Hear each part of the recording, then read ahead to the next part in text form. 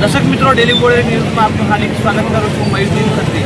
દર્શક મિત્રો, બોડેલી છોટાઉદેપુર હાઈવે પર એક અકસ્માતની ઘટના બની છે. અકસ્માત એટલો ભયાનક છે કે આજે મોપેડ ચાલકની ઉપર એક ટ્રક ચડી ગઈ છે અને તેનું ઘટના સ્થળ પર મોત થયું છે. હાલ તમે દ્રશ્યો જોઈ શકો છો.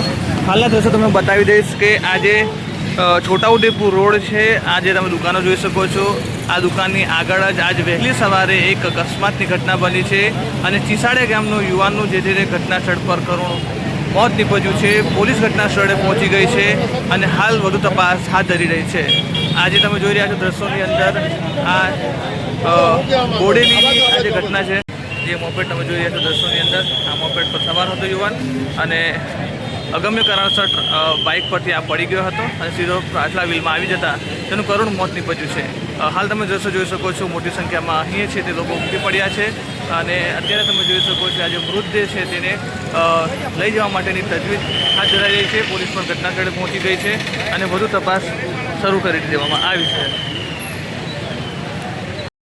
આજ રોજ બોડેલી મુકામે અલ્લીપુરા ચોકડીથી છોટાઉદેપુર રોડ પર એક ટ્રક અને એક્ટિવાનો અકસ્માત થયેલો છે, જેના અંદર એક્ટિવા ચાલકની જાનહાનિ થઈ છે અને છોકરું જાણવા મળેલ છે કે ચીસાડિયા ગામ છે છોટાઉદેપુર જિલ્લાની અંદર.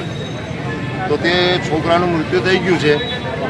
તો અમારી મીડિયા દ્વારા મારફતથી અમે મેસેજ આપીએ છીએ કે જે ટ્રક દ્વારા એક્સિડન્ટ થયું છે, વાંક કોનો છે હવે એ તો આપણાથી ના કહેવાય, પણ છતાં પણ એવું છે કે છોકરાના પરિવારને કંઈક વસ્તુ સહાય મળે અને ઇન્સ્યોરન્સ મળે. હવે અમે એવી આમ નાગરિક તરીકે આશા રાખીએ છીએ કે છોકરાનું મોત થયેલું છે તો છોકરાને વીમા તરફથી કંઈક પૈસા મળે. નામ? બારોડ ઇલિયાસ.